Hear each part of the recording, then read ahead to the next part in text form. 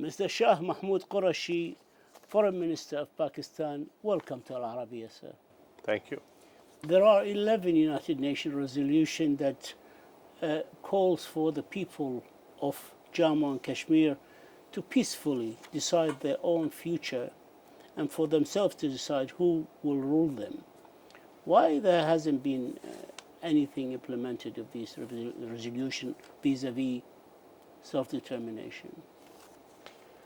Well, obviously, India has been finding one excuse or the other to keep running away from the issue.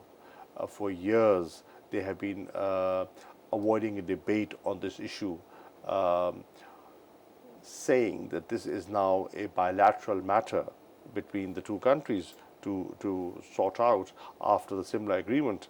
But again, even on the bilateral plane, you've seen that India has been reluctant to engage, and that reluctance is becoming a source of concern for people who want to see peace and stability in the region. We have seen some efforts by world leaders, such as the United Arab Emirates and the Saudi Arabia, sending a delegation to meet with the leadership of Pakistan around the 5th of this month, September. In the whole, are you disappointed with the amount of support you got from Arab and Islamic countries, frankly speaking? Well, to begin with, one expects that the OIC and the Arab world have a historic position on this dispute, and they have taken a very clear position. There are umpteen resolutions on this issue. There was, I would say, an initial lull because people are trying to assess the situation, but now the OIC has come out clearly. The Secretary General has spoken on behalf of the OIC members, in which they have demanded immediate lifting of curfew. The two foreign ministers, the Minister of State for Foreign Affairs of Saudi Arabia and the Foreign Minister of UAE, they visited Pakistan, had a good, I had a good exchange of views with them in the Foreign Office. They met the Prime Minister as well, and we were able to explain to them the unilateral actions taken by India and the cause of concern within Kashmir on that. And after that interaction, I think there is a clarity on which way to move, and I saw that when I met members of when I met the PRs of the OIC countries at Geneva, during the Human Rights Council meetings on the 10th of September, I saw a better understanding and support. Overwhelming majority of the OIC members, 50 plus, supported and endorsed the joint statement made by Pakistan. Pakistani efforts to solve this crisis peacefully. A day after the Prime Minister Imran Khan said he wants to normalize relations with India and called for a dialogue on Kashmir and Jammu, India External Affairs Minister said India was open to discuss outstanding matters with Pakistan in an atmosphere free of terror and violence. Are you expecting any meetings with the Indian leadership, and what does he mean in a meeting empty of terror and violence? That's a way of avoiding dialogue, and that's a way of running away from discussing this issue, which is of great significance and importance. And the way situation is unfolding, the way things are deteriorating in the Indian-occupied Jammu and Kashmir, I think they are not being far-sighted enough to realize that this is an issue which cannot be avoided. It has been discussed in the Security Council. It has been discussed in the Human Rights Council. It has been discussed in the OIC, and every capital of the world is talking about it. Human rights organizations are talking about it. Civil society is talking about it. Political leadership is talking about it. How long will they avoid discussing this? So their reluctance is understandable, because they feel that if they engage, they don't have much to show. Today, people of Jammu and Kashmir are absolutely, they've rejected the decisions taken by Narendra Modi's government on the 5th of August. That's why today is the 40, well, it could be, in fact, over almost 50 days that the state of Jammu and Kashmir is under siege, and there's a state of curfew over there, day and night, continuous curfew over there. Basic fundamental rights have been denied. Just right to go and pray on Fridays is being denied. People could not offer Eid prayers. They could not sacrifice their animals. Basic fundamental rights. Children not being able to go to school. These are basic requirements that are not being fulfilled. There is no internet service available. There is no mobile service available. People cannot communicate with families. They do not know what the situation is. I was in Medina a day before, and I met a young Kashmiri. He was there. He's working there, and he said for the last over 40 days he's been trying to get in touch with his family in Pulwama, and he can't get through. And if he does get through, his call is disconnected. And he was really concerned about the situation over there. He was talking about the atrocities. He's talking about the use of force, excessive use of force being used over there. And there's a lot of concern But everywhere. for what reason? What is their justification for the use of force and detention and torture? What is their justification? Fighting terrorism? Can you accuse over 8 million people of terrorism? No, you cannot. I think they cannot fool the world. If they think they are, then they are mistaken. Nobody's going to buy that. It is the high-handedness.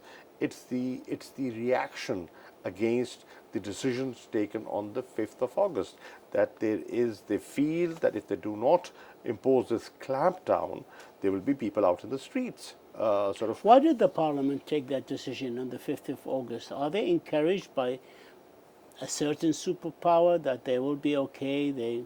Why did they take such a drastic step? Well, it is a reflection of the mindset that is governing India today, that extremist mindset, that Hindutva mindset that has changed the face of India from a secular, democratic India. Today people are seeing a regime in India voted into government with extreme views, reflecting the RSS mentality, which is fascist in nature. It has nothing to do with democracy. All democratic values have been trampled upon. So it was a desperate move to annex illegally the disputed territories of Jammu and Kashmir, and they thought the world would just accept it. Pakistan perhaps was too involved in their economic affairs, was looking internally at the moment. The government was new over there, and they would make a few statements and forget about it. But they had no realization that the reaction from Pakistan and the reaction from the Kashmiris will be this strong. Kashmiris that have been in the past supporting them, have been in coalition governments with them, have rejected this move. Many Indians have rejected this move. There are 14 petitions lying pending in front of the Indian Supreme Court, and they have to, they have to take a decision on, what to do with those petitions. Obviously, they will be discussed in the Supreme Court.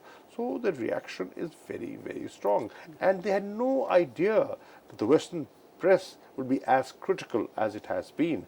Look at the op-eds, look at the editorials, look at the various articles that have emerged. They had no idea that the human rights organizations will be as forthcoming as they have been. You have asked India to let you meet with Kashmiri leaders to understand their sentiments. Have you had any response from the Indian government? No. You see, there are three parties to the dispute: India, Pakistan and the Kashmiris. the people.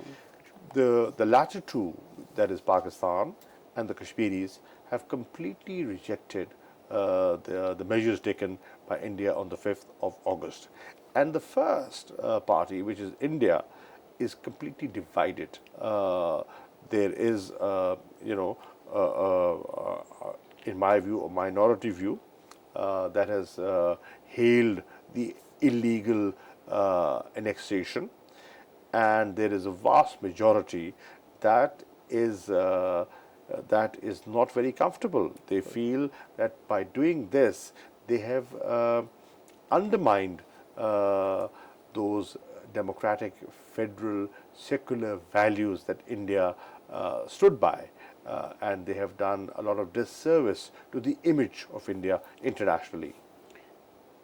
War and peace. Pakistan always preferred peace and offered to start talks with India because the two nuclear powers or neighbors could not afford to go or risk a war between them. Do you feel India understand this position? And it's not a position of weakness, it's a position of logic, and appreciate this logic since they have refused now for 3 years to have a dialogue with Pakistan. Well, I think India should understand that Pakistan is not going to take it lying down. The Kashmiris are not going to take it lying down. The measures that have been taken have been, will be resisted by legal, political, and diplomatic means, and the Pakistani government has already initiated a number of steps to demonstrate political rejection, and has engaged with the diplomatic world, international community, to tell them how serious this step is and what are the repercussions, what are the consequences, and we are also pointing out the excessive use of force and the abuse of fundamental rights. It was reported that you said if you were faced with a situation of war, Pakistan is ready for the fight. Are you really prepared to go to a war over Kashmir? Well, Pakistan has always preferred peace. We've always said, as you would recall, once this government came into office, the Prime Minister said, you take one step towards peace, we will take two. So that is what our preference has been, a negotiated, peaceful way out of this outstanding issue. But if India thinks that they will get involved in some misadventure and they will be aggressive, then they should be ready for a very prompt, immediate, and forceful reply. Pakistan will not hesitate in defending itself and its interests. The Prime Minister of Pakistan, Imran Khan, about 10 days ago said that the Indian crackdown in Kashmir and Jammu will spare global Muslim extremism. Some say this is a call for extremists to come out. What would you say to these people who say such a thing?